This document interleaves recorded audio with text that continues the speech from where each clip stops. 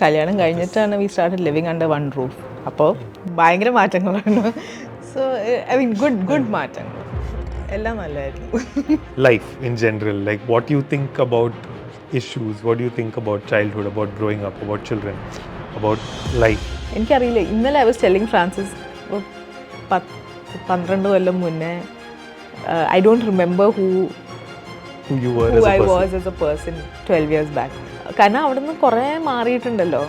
So നമുക്ക് I had the good fortune of being with Francis for 18 years.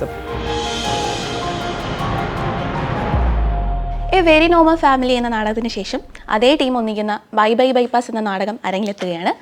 അപ്പോൾ അതിൻ്റെ വിശേഷങ്ങളുമായി രചന നിർവഹിച്ച ശ്രുതി രാമചന്ദ്രനും ഫ്രാൻസിസും ചേരുന്നു. നമസ്കാരം. അപ്പോൾ ഡിവോഴ്സും അതിന് പിന്നിലുള്ള സോഷ്യൽ സ്റ്റിഗ്മയൊക്കെ ആയിരുന്നു നമ്മുടെ വെരി നോർമൽ ഫാമിലി ഡിസ്കസ് ചെയ്തത്. അപ്പോൾ എന്താണ് ബൈ ബൈ ബൈപ്പാസിൻ്റെ കോൺസെപ്റ്റ്, അല്ലെങ്കിൽ എന്താണത് നമ്മൾ പ്രേക്ഷകരിലേക്ക് എത്തിക്കുന്നത്? അപ്പോൾ ആക്ച്വലി വെരി നോർമൽ ഫാമിലി ഫ്രാൻസിസും റോഷനുമാണ് എഴുതിയത്. ഈ ഒരു നാടകത്തിൽ ഇവൻ ഞാനും ജോയിൻ ചെയ്തിട്ടുണ്ട്. ബൈ ബൈ ബൈപ്പാസിൽ നമ്മൾ സംസാരിക്കുന്ന ആക്ച്വലി റോഷൻ്റെ ലൈഫിൽ നിന്ന് എടുത്ത കുറച്ച് ഇൻസ്റ്റൻസസ് ആണ്. നമ്മുടെ ഒരു തറവാട് ഒരു വീട് നഷ്ടപ്പെടുന്ന ഒരു സിറ്റുവേഷനാണ് നമ്മൾ ഈ ഇതിൽ ഡിസ്കസ് ചെയ്തിരിക്കുന്നത്. ശരിക്കും പറഞ്ഞാൽ it's not a sad story, it's a comedy. Okay. So even the most tragic things can turn out to be comedies when you look back at it over a long period of time. So that's what we're trying to do here. ഭയങ്കര serious ആയിട്ടുള്ള ഒരു subject ആണ് നമ്മൾ പറയുന്നത്, പക്ഷെ അതിനെ humorous ആയിട്ട് എങ്ങനെ ഓഡിയൻസിലേക്ക് എത്തിക്കാം എന്നുള്ളത്, ഹ്യൂമറാണ് ഇതിൻ്റെ ബേസിസ് എന്ന് പറയുന്നത്. സറ്റൈറിക്കലായിട്ടുള്ള നോർമൽ ഫാമിലി അങ്ങനെ ഒരു ഇത് സറ്റയർ എന്ന് சொல்ல முடியாது. ഇത് ഇറ്റ്സ് എ സ്ട്രേറ്റ് കോമഡി. ഈ ടീമൊക്കെ എങ്ങനെയാണ് കോർഡിനേറ്റ് ചെയ്തത്? അതായത് കൊച്ചി വന്നു ഒരു ടീമായിട്ട് ഇങ്ങനെയാണോ അത്?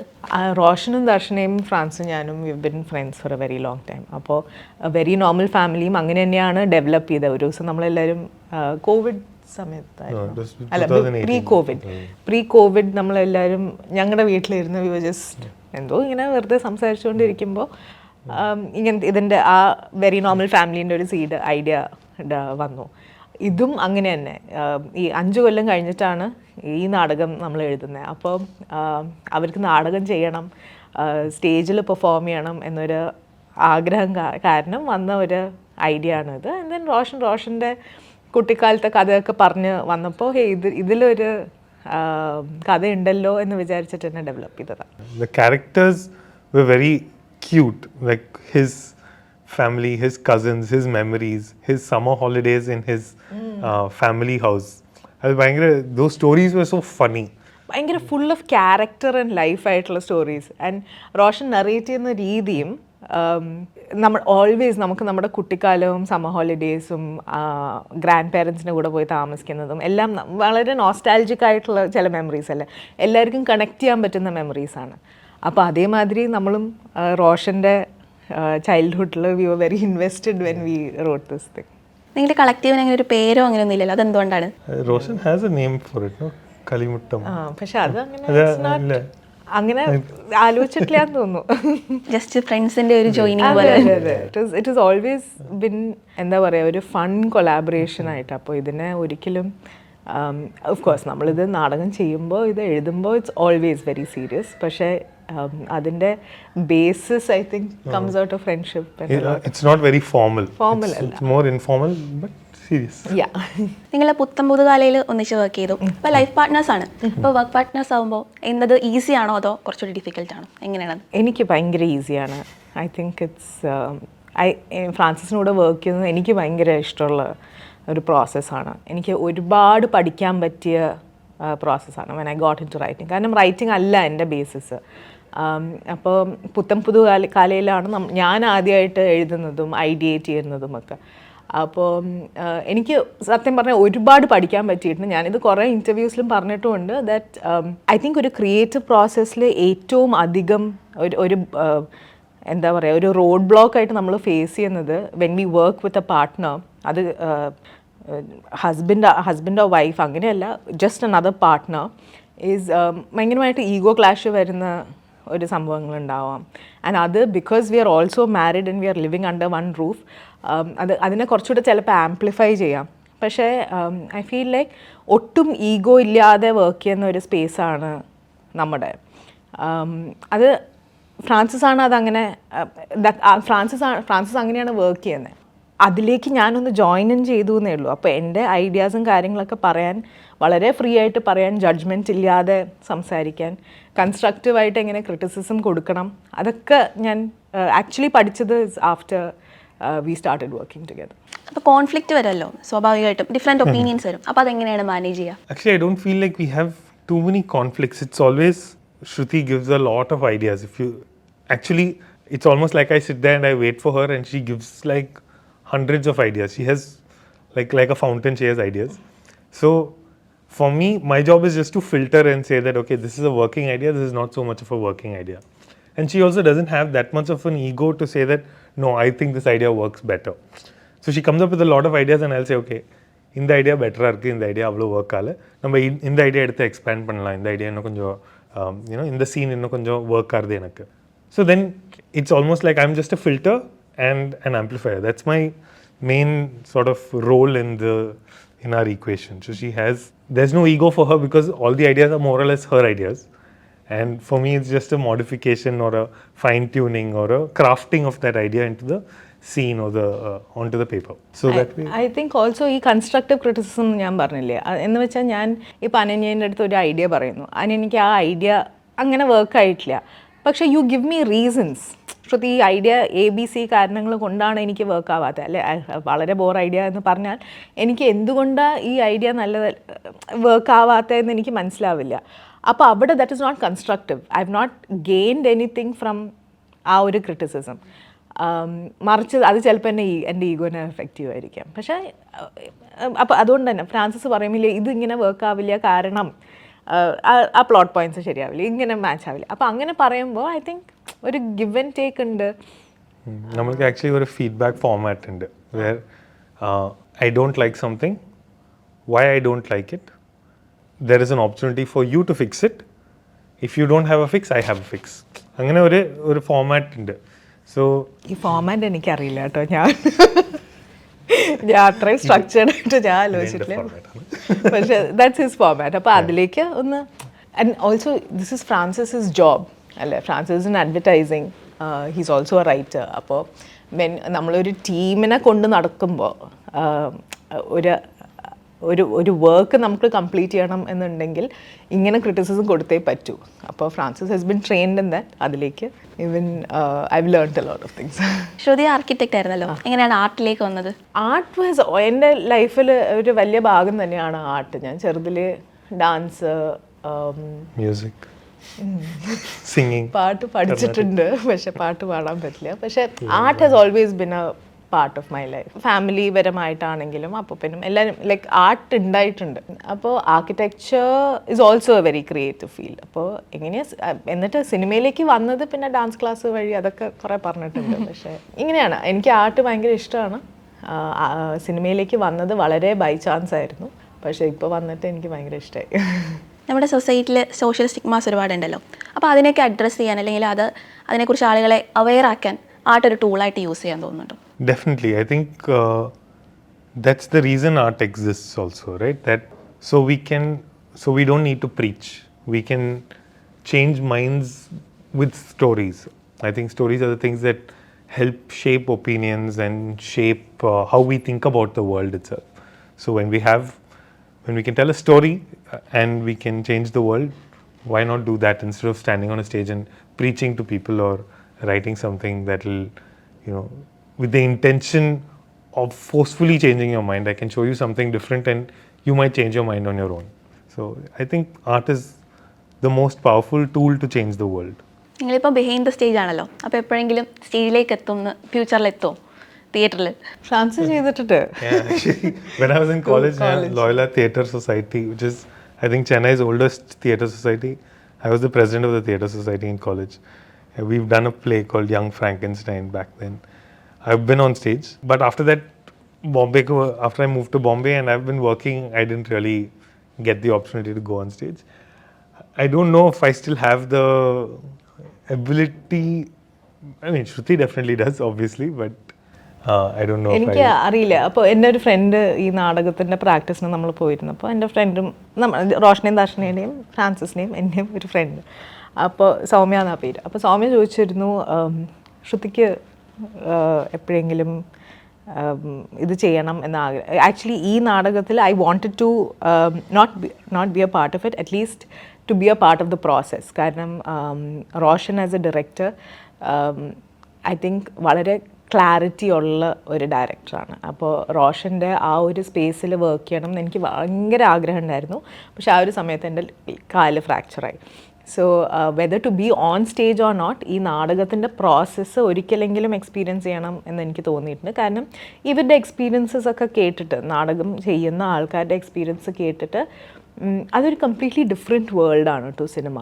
അപ്പോൾ definitely it is something that I would love to explore simply for the process. അപ്പോൾ ഈ നാടകത്തിൽ സ്റ്റേജിൽ കയറാൻ തോന്നിയോ എന്ന് ചോദിച്ചാൽ honestly no. I was sitting outside as an audience, as the writer. എന്നിട്ട് നമ്മൾ അങ്ങനെയാണ് ഈ നാടകം കണ്ടത്.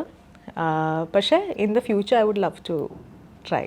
സിനിമയ്ക്ക് സ്ക്രിപ്റ്റ് ചെയ്തല്ലോ, അപ്പോൾ നാടകത്തിൻ്റെ സ്ക്രീൻ പ്ലേയും സിനിമയും തമ്മിൽ ഒരുപാട് ഡിഫറൻസ് ഉണ്ടല്ലോ. അപ്പോൾ അതെങ്ങനെയായിരുന്നു? I think the medium, because it's so different, theatre lets us experiment and think in a very different way.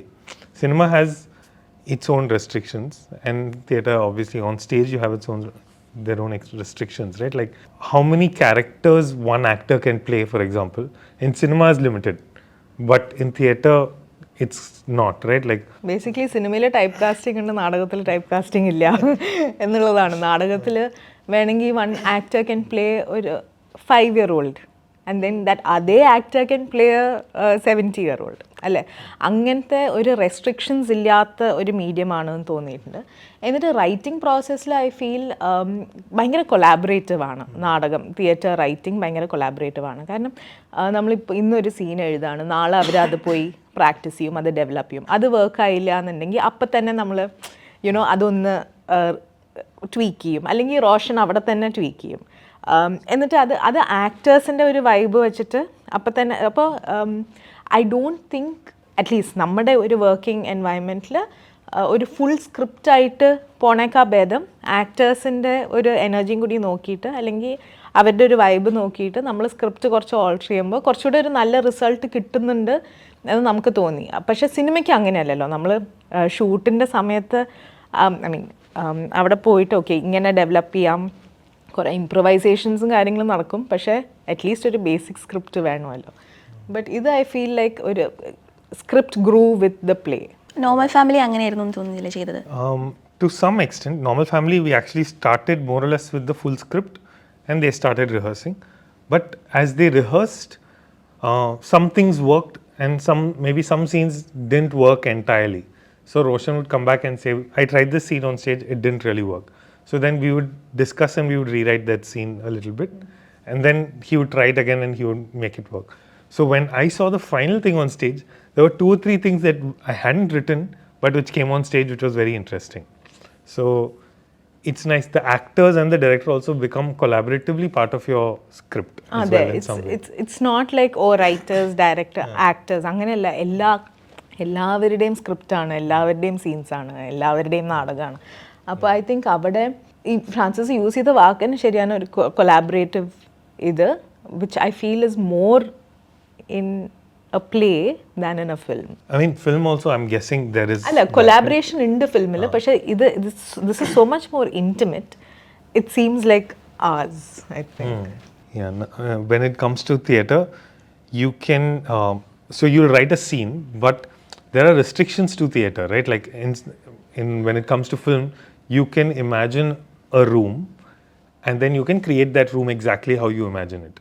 But in theatre, some of those things are not possible because you only have like നമുക്ക് ഇവിടെ ഒരു waterfall വേണം എന്ന് പറഞ്ഞാൽ okay, there are of course plays where production value is very high and പക്ഷേ lot of it is left to the imagination of the artist, imagination of the audience. അത് നമുക്ക് സ്റ്റേജിൽ കൊണ്ടുവരാൻ അങ്ങനത്തെ ലിമിറ്റേഷൻസ് ഉണ്ടല്ലോ. How the artists enter the stage, how they perform on stage informs how we write the scene also. So we can say that, okay, this person is more comfortable moving like this and their dialogue delivery is so much more like this. So maybe we can change their dialogue so that it matches a little more with what they've discovered about the character while they're on stage. So the process of rehearsals and the script getting developed through rehearsals is very different when it comes to film, because film you lock your screenplay before you go into shoot. ഇതേ ടീമിൻ്റെ ഒരു cinema പ്രതീക്ഷിക്കാം, അതോ തിയേറ്ററിൽ തന്നെ കൂടുതൽ explore ചെയ്യാനാണോ താല്പര്യം? അതറിയില്ല, ചിലപ്പോൾ ഉണ്ടാവുമായിരിക്കും, എനിക്കറിയില്ല. ഡിസ്കസ് ചെയ്തിട്ടുണ്ടോ എന്ന് ചോദിച്ചാൽ യെസ്, നമ്മൾ ഡിസ്കസ് ഒക്കെ ചെയ്തിട്ടുണ്ട്. ഇന്ന് നമുക്ക് പറയാൻ മാത്രമൊന്നുമില്ല. ഈ ടീമിനെ എങ്ങനെയാണ് കണ്ടുപിടിച്ചത്? അതായത് പിന്നെ ജോയിൻ ചെയ്തതാണോ, ആദ്യം നിങ്ങൾ 4 പേര് മാത്രം ആയിരുന്നു ഈ കാസ്റ്റൊക്കെ? ഈ കാസ്റ്റ് അല്ല, നമ്മൾ ഇപ്പോൾ ഒരു 8 കൊല്ലമായിട്ട് വി ഹവ് ബിൻ ഫ്രണ്ട്സ്. അപ്പോൾ നമ്മുടെ ഇങ്ങനെ വി ജസ്റ്റ് കീപ് ടോക്കിംഗ്. പക്ഷേ റോഷൻ ഈ നാടകം ചെയ്യണം എന്ന് പറഞ്ഞപ്പോൾ റോഷനും ദർശനയും ദേ ഓർഗനൈസ്ഡ് എ വർക്ക്ഷോപ്പ്. അങ്ങനെയാണ്. അപ്പോൾ ആ വർക്ക്ഷോപ്പിന് ഈ ആക്ടേഴ്സ് എല്ലാവരും എൻറോൾ ചെയ്തിട്ട് അങ്ങനെയാണ് ഇതിൽ. അപ്പോൾ ഇനി നിങ്ങളുടെ ടീമിൽ ജോയിൻ ചെയ്യണമെങ്കിൽ വർക്ക്ഷോപ്പ് അറ്റൻഡ് ചെയ്യണോ ചെയ്യേണ്ടത്? അയ്യോ, അങ്ങനെയല്ല. ലൈക്ക് ഇത് വെരി നോർമൽ ഫാമിലീൻ്റെ കാസ്റ്റേ അല്ല, 2 പേര് മാത്രമേ ഉള്ളൂ ഫ്രം വെരി നോർമൽ ഫാമിലി. അപ്പോൾ I think it also depends on the story, ആക്ടേഴ്സിൻ്റെ അവൈലബിലിറ്റി, അതൊക്കെ നോക്കിയിട്ട് തന്നെയാണ്. Theatre is much more difficult to schedule than films, because you need all the actors to be in one place to rehearse every day. കാരണം ഇവര് the cast they have been practicing ഇപ്പോൾ for 3 months every day 9 to 5. അപ്പോൾ അങ്ങനെയാണ് ഇവർ ഈ നാടകം തന്നെ ഇങ്ങനെ ഡെവലപ്പ് ചെയ്ത് കൊണ്ടുവന്നിരിക്കുന്നത്.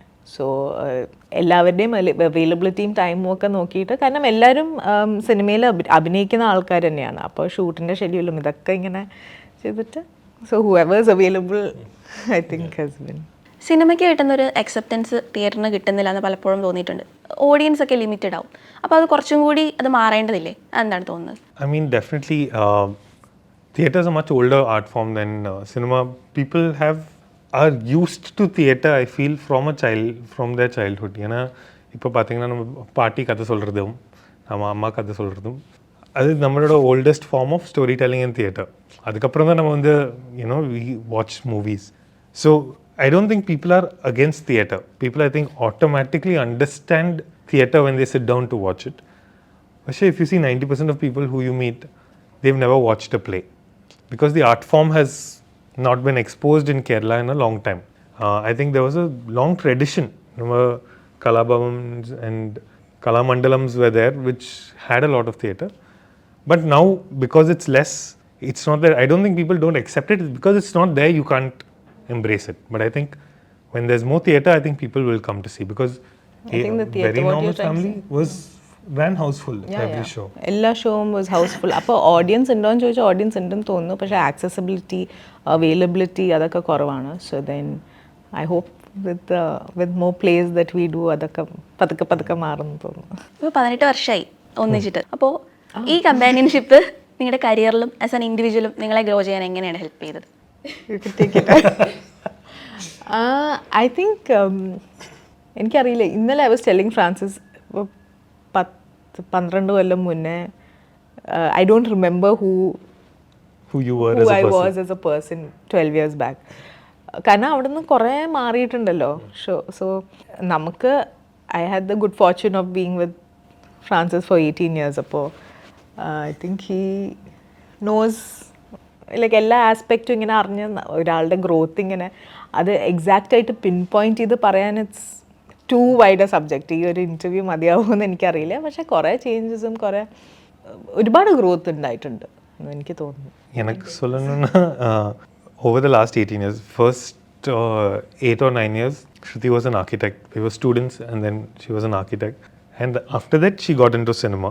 I think the things that we talked about and things that we discussed and things that brought us closer was then, because athrikum common ground hai. Adu mumba, it was all about what happened in your day, or more casual conversation about stuff. But when you start talking about cinema and art, then you start talking about your opinions on life in general, like what you think about issues, what do you think about childhood, about growing up, about children, about life.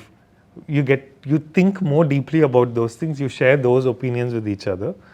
And I think that helped me grow also as a person, because her opinions on things influenced me, my opinions on things influenced her. And I think we both evolved as people because കല്യാണം കഴിഞ്ഞിട്ടാണ് we started living under one roof.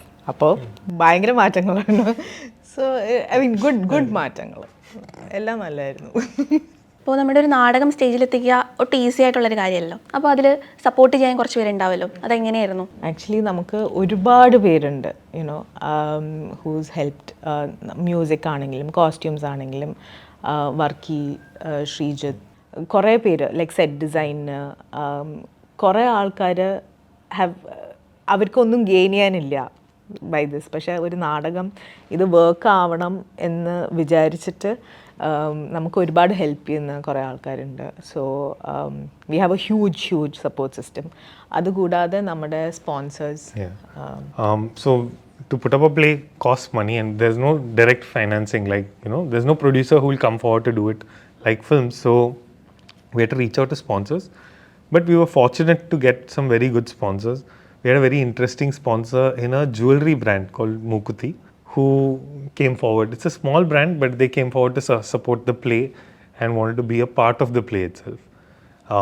Then we had like a bunch of the brands that I work in an advertising agency. A lot of the brands that we work with all stepped forward to support us. So Muthoot Finance stepped forward. Amul has stepped forward. Mathrubhumi, of course, came on board as a media partner. And one of our friends Basima from Radiance എന്ന് പറഞ്ഞൊരു clinic ഉണ്ട്.